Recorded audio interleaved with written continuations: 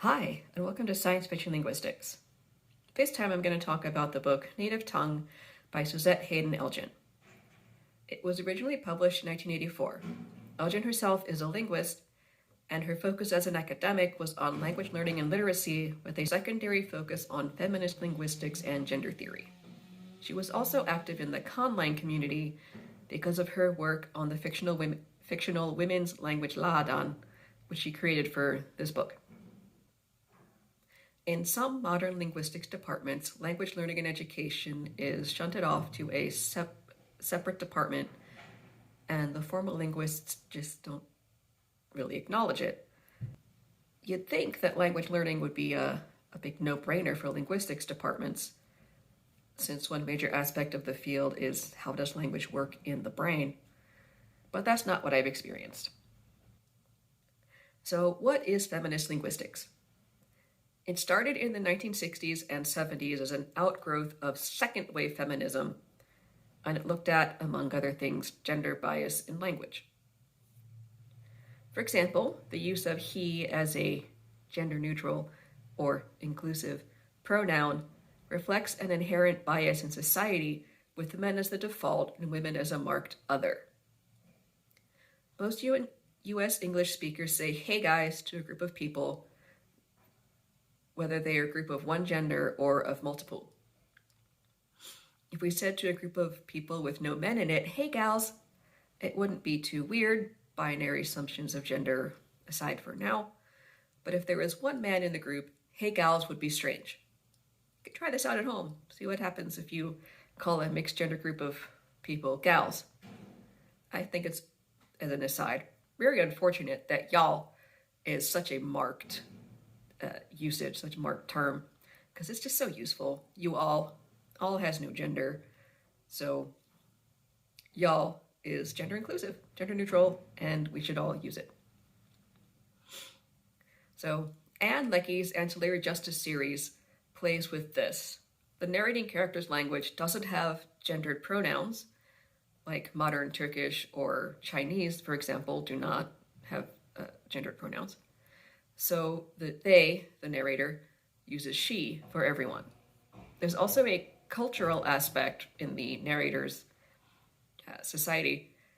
source society, where gender roles aren't codified or assumed, so they don't want to have to decide which pronoun to use for people. Leckie made the decision to use she for everyone to prove a point, and there's a lot of discussion of that on the internet, especially in around 2014 when it was published and nominated for a Hugo. But it's much more of a feminist theory and gender studies discussion than a linguistics discussion per se, so I won't be covering it here. Besides, lots of people have said much smarter things about it than I could. So, back to Suzette Haden Elgin. In a keynote address at the Conference on Gender Research at Hollins College in 1995, she describes the theory of metaphor insertion as a method to achieve gender equality. She defines a metaphor in this sense as a concept that is shared by nearly everyone in society, and the first existing metaphor she discusses is women are objects. In this speech, she describes the actions women would have to take as a class to reduce violence against them by no longer being seen as objects, and dismisses them as improbable. Because, for example, you can't unify all women into taking a Lysistrata-like action together. That's the Greek comedy where the women refuse to have sex with their husbands until they end the war. We would have to stop buying fashion magazines, clothes, watching violent movies, and all those sorts of things that are part of capitalism, which is also unlikely to happen. Quote, "These games cannot be played unless we participate, and they are, almost without exception, language games." So in her argument, the only option we have to make change is through the insertion of a new metaphor into the societal consciousness. And this reminds me a lot of Embassy Town, though it was published much earlier. You don't use guns or laws to insert new metaphors into a culture. The only tool available for metaphor insertion is language. and we know very well how to go about it. Our nuclear studies programs, where students learn the totally sanitized and domesticized language of nuclear speak, that makes it acceptable to name a missile the Peacemaker, or a magnificent model. So it's this belief and theory that she elaborates on extensively in her 1984 novel Native Tongue. Set in the late 22nd and early 23rd centuries, Native Tongue posits a misogynist dystopia where women lose all rights in 1991, 7 years after the publication of the book, and become, legally speaking, children. As a note, this book was published in the same year as Margaret Atwood's The Handmaid's Tale, so misogynist dystopias were part of the collective feminist consciousness at the time because of the backlash against the Equal Rights Amendment, feminism in general, in the 70s, among other things. U.S. society and the rest of the world, but the book focuses on the U.S., has made contact with aliens as humans spread throughout the galaxy. For reasons that aren't particularly well explained, there's a monopoly on translation services by Lines, families of linguists, who have developed an interface which allows infants and toddlers to natively acquire alien languages from the humanoid alien in residence, who is on the other side of the interface. It is impossible, according to the book, for humans to acquire languages from non-humanoid aliens because, quote, no human mind can view the universe as it is perceived by a non-humanoid extraterrestrial and not self-destruct. This strikes me as very Worfian. The argument seems to include, for example, talking horses as non-humanoid, but assumes that all human-shaped species will have similar enough psychology and sociology, etc., to make acquisition of their languages, and therefore their psychological perspectives, easy. Society at large hates the lingos and thinks they're living higher in the hog on the money they receive from the government, when in reality the linguists have grueling language learning and translation schedules because there are only so many people available to learn a lot of languages. Another delightful feature of families of the Lines is that girls have to get married at 16 and begin producing children basically every 2 years so that they can contribute 8 or 9 new linguists and thus 16 to 18 natively spoken alien languages to the family. When the women become too old to be bred anymore, they are retired to the barren house, like broodmares put out to pasture. So with this backdrop, we have a story that follows the life of Nazareth Chorniak, who is the most brilliant linguist of her age. But the story doesn't really seem to be about her. It's about 2 things. 1, how horrible chauvinist men and the society they create are, and 2, creating a language for women. The old women in the barren houses are publicly, around the world, are publicly creating a language called Langlish, but this is a ruse to hide their real project, Laadan, a language which only women will speak, and they will have words to express things that women find important and that men find unimportant, and this new language will have the power to change reality because women aren't satisfied with the existing natural languages and their ability to express ideas. Remember I said second wave feminism. So before I get to the Worfian issues, I want to point out the good things in the book. Elgin, as a linguist, had knowledge of language acquisition processes as they'd been theorized up to the early 1980s, and her explanations of acquiring a language natively square with the theories of the time, which aren't very far off from present-day theories. Exposure to a language in infancy and early childhood from a native speaker will result in a native-speaking child, and this does not result in any confusion or language delays for the child. A lot of people use that as a reason children should not be brought up in bilingual homes, but it's completely false. Children do not experience language delays from learning two languages at the same time, or acquiring two languages at the same time. There is a critical period from birth to about age 5, during which a child can acquire languages easily, and from age 5 to about puberty, it becomes more and more difficult to acquire a language. Note, this does not mean that learning a language is impossible. Language learning and language acquisition are two separate and distinct phenomena. Acquisition is the sponge-like way that kids learn the language spoken around them, just by observing and absorbing, basically, what the adults and their peers and other caregivers and people on TV and all that stuff say. And language learning is the way that an adult, or which in this definition is considered post-puberty, learn a new language. One less realistic aspect is that the child in question acquires an understanding of culture while they're in the interface, because that requires a different sort of exposure.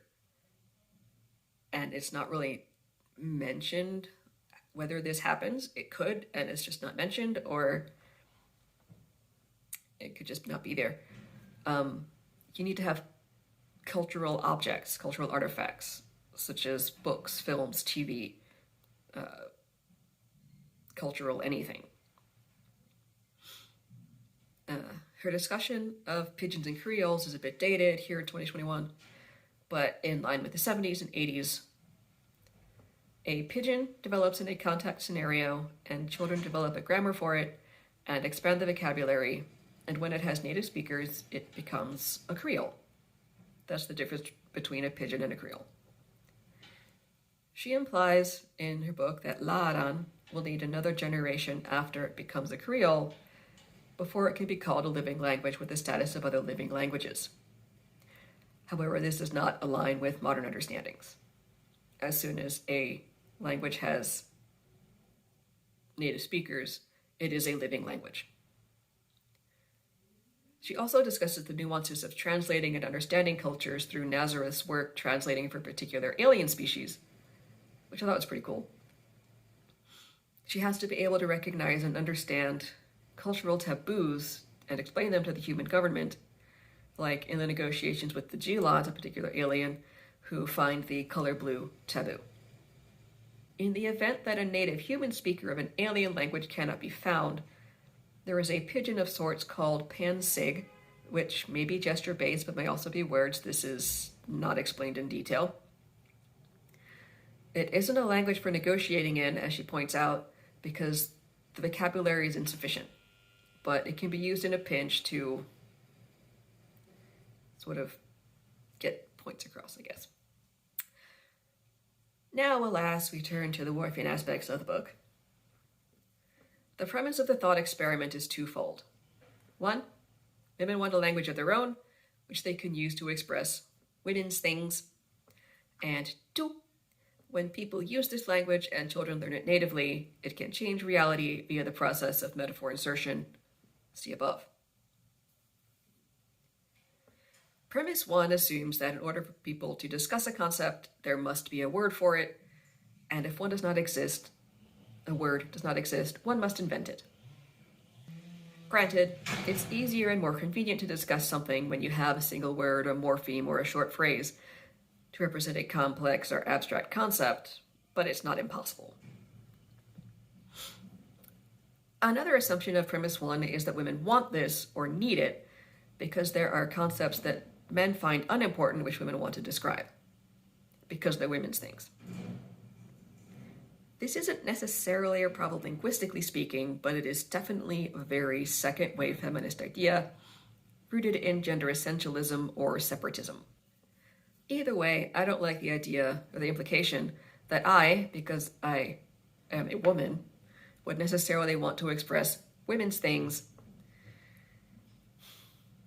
But Elgin was writing in the same era that Deborah Tannen and Robin Lakoff published their pioneering texts on the intersections of language, gender, and culture, and this whole concept was a matter of discussion in feminist circles. Lots of theorizing and all that. So the second premise is where it gets really Worfian. Having this new language would change women's worldviews and enable them to change the reality they lived in. In this little snippet, this little excerpt, Nazareth is talking to one of the other women. And the other woman says, "Suppose we begin to use it, as you say we should do. And then, as more and more little girls acquire La'adan and begin to speak a language that expresses the perception of women rather than those of men, reality will begin to change. Isn't that true?"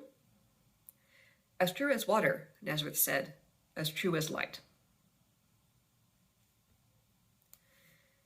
This ends up being, to an extent, true within the text of the book, because once the women start to use La'adan among themselves, they seem to the men to be more agreeable and pleasant, and the men don't like this, they become suspicious, and to solve the problem of women being far too compliant, they build a separate house for the women, who then get to live apart from the chauvinist pigs.